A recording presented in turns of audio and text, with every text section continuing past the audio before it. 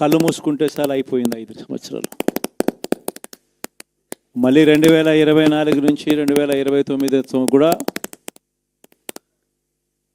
అదే మాదిరిగానే కళ్ళు మూసుకుంటే 2029 కూడా కళ్ళు మూసుకుంటే వచ్చేస్తుంది. ఇది మనం గుర్తుపెట్టుకోవాల్సిన అంశం ఏమిటి అని అంటే, సినిమాలో ఓన్లీ ఫస్ట్ హాఫ్ మాత్రమే అయ్యింది. గతంలో కూడా ఇదే మాదిరిగా పరిస్థితులు ఉన్నప్పుడు కూడా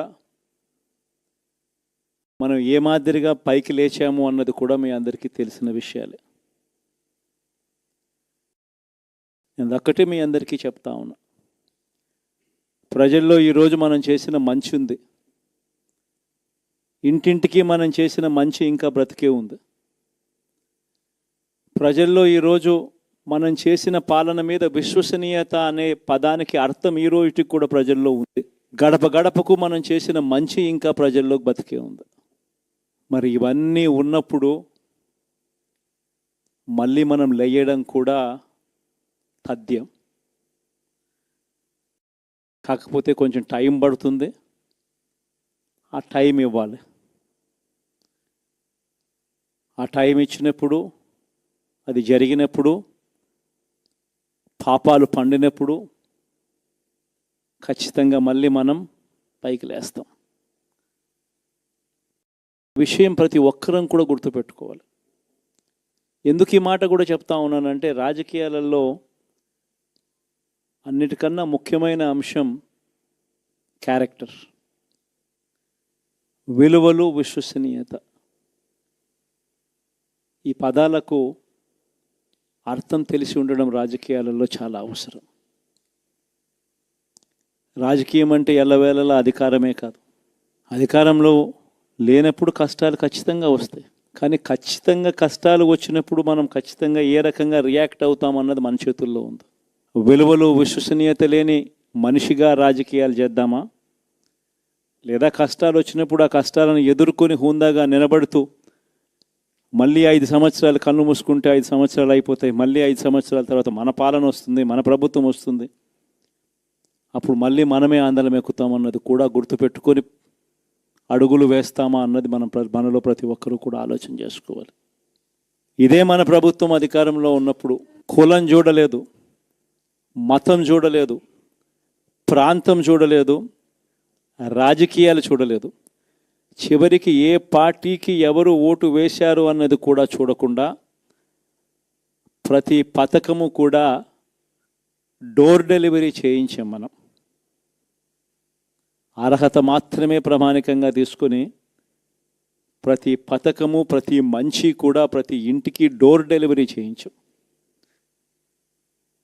అలా ప్రతి మంచి, ప్రతి పథకము డోర్ డెలివరీ చేసిన ప్రభుత్వం మనదైతే, పాలన మందైతే, ఈరోజు కేవలం వాళ్ళ పార్టీకి ఓటు వేయలేదు అని మాత్రమే, ఓటుకు వేయకపోవడమే పాపం అన్నట్టుగా ఈరోజు రావణ కాష్టం సృష్టిస్తూ ఉన్నారు, విధ్వంసం చేస్తూ ఉన్నారు, ఆస్తులు నష్టం చేస్తున్నారు, కొడతా ఉన్నారు, అవమానిస్తూ ఉన్నారు. ఇవన్నీ శిశుపాలుని పాపాల్లో భాగాలుగా ఇవన్నీ అప్పుడే పాపాలు మొదలయ్యాయి. ఒకవైపున మనమేమో మనకు ఓటు వేయకపోయినా కానీ ఏ రోజు కూడా డిస్క్రిమినేషన్ చూడలేదు. అటువంటి వాళ్లకు కూడా మనం డోర్ డెలివరీ చేసిన ప్రభుత్వం పాలన మందైతే, ఈరోజు కేవలం ఓటు వేయలేదన్న ఒకే ఒక కారణంతో ఏకంగా కొడతా ఉన్న పాలన వీళ్ళది. ఈ పాపం ఊరికే పోదు. రెండవ పాపం చంద్రబాబుది కూడా అప్పుడే పండింది. బహుశా కేంద్రం ఈ రకమైన కేంద్రంలో ఈ రకమైన పరిస్థితులు బహుశా ఎప్పుడు ఉండిండవేమో. ఈ రకంగా కేంద్రంలో 240 ఎంపీలు మాత్రమే వచ్చిన పరిస్థితులు, రాష్ట్రంలో ఏకంగా వీళ్ళకు కూడా ఈ మాదిరిగా మంచి నెంబర్లు వచ్చిన పరిస్థితులు, ఎన్డీఏలో మళ్ళీ చక్రం తిప్పుతా ఉన్న పరిస్థితులు. ఇలాంటి పరిస్థితుల్లో కూడా ప్రత్యేక హోదాను అడక్కపోవడం చంద్రబాబు చేసిన మరో పాపానికి కూడా మరో నాంది. ఇలాంటి పరిస్థితుల్లో కూడా ప్రత్యేక హోదా మనం అడిగి తెచ్చుకోలేకపోతే రాష్ట్రంలో ఏ ఒక్క యువకుడు కూడా క్షమించడు చంద్రబాబు నాయుడు. మనం కొంచెం ఈ పాపాలు పండేదాకా మనం గట్టిగా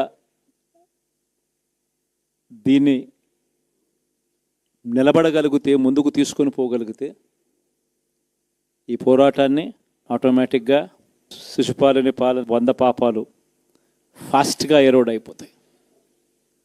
అంటే ప్రతి ఒక్కరూ ఈ విషయాలన్నీ గుర్తుపెట్టుకోమని కొడతాం.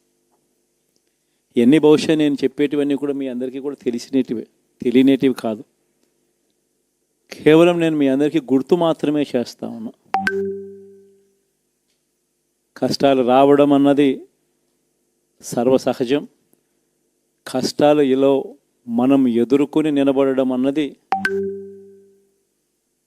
మన చేతుల్లో ఉన్న అంశం అన్నది మాత్రం ఖచ్చితంగా ప్రతి ఒక్కరూ గుర్తుపెట్టుకోమని మీ అందరితో కూడా కోరుతా ఉన్నాను. శాసనసభలో, చట్టసభలో మీ సభే అన్నిటికన్నా ముఖ్యమైన సభ అవుతుంది. ఓటు వేయలేదు అన్న ఒకే ఒక కారణంతో మనుషుల్ని కొడతా ఉన్న పరిస్థితుల్లో, మనుషుల్ని అవమానిస్తూ ఉన్న పరిస్థితుల్లో, మనుషుల్నే బలవంతంగా ఆస్తి నష్టం చేస్తూ ఉన్న పరిస్థితుల్లో ఇక ప్రతిపక్షం ఉన్నది ఒకటే ఒక పార్టీ, ఆ పార్టీకి అవకాశం ఇవ్వాలా అన్న కనీస నైతిక విలువలు వాళ్ళు పాటిస్తారన్న నమ్మకం నాకైతే లేదు. కాబట్టి మీరు చేయాల్సిన పాత్ర గొప్పది, చాలా ఉంది అన్నది మాత్రం గుర్తుపెట్టుకోండి. రాబోయే రోజుల్లో యాక్టివిటీ లెవెల్స్ అనేది ఆటోమేటిక్లీ పెరుగుతాయి. రాష్ట్ర వ్యాప్తంగా ఉన్న కార్యకర్తలందరినీ ఎవరినైతే వాళ్ళు ఇబ్బందులు పెట్టారో ఖచ్చితంగా వాళ్ళందరికీ మనోధైర్యం ఇస్తూ వాళ్ళ గ్రామాలకు వెళ్ళి వాళ్ళకు తోడుగా ఉండే కార్యక్రమాలు, చేసే కార్యక్రమాలు జరుగుతాయి. రాబోయే రోజుల్లో ఇంకా టైం గడిచే కొద్దీ ప్రజల్లోకి వెళ్ళే కార్యక్రమాలు ఇంకా ముమ్మరం అవుతూ పోతాయి. చివరికి ప్రజల్లోనే ఉంటాం. ప్రజలతో కలిసి పోరాడే కార్యక్రమం వేగంగా టైం గడిచే కొద్దీ మనము వేగంగా అడుగులు ముందుకు వేస్తాం. ఒకటి మీ అందరికీ చెప్తా ఉన్నా, ఏకంగా 14 నెలలు పాదయాత్రలు చేశాం. ఆ వయసు ఈ రోజుటికి నాకుంది. ఆ సత్తువ ఈ రోజుటికి నాకుంది. కాబట్టి మీరు మాత్రం ప్రతి ఒక్కరూ గుర్తుపెట్టుకోండి, ఆ టైం వచ్చేదాకా మీ పాత్ర చాలా కీలకం. ప్రతి ఒక్కరూ ఈ విషయాన్ని మాత్రం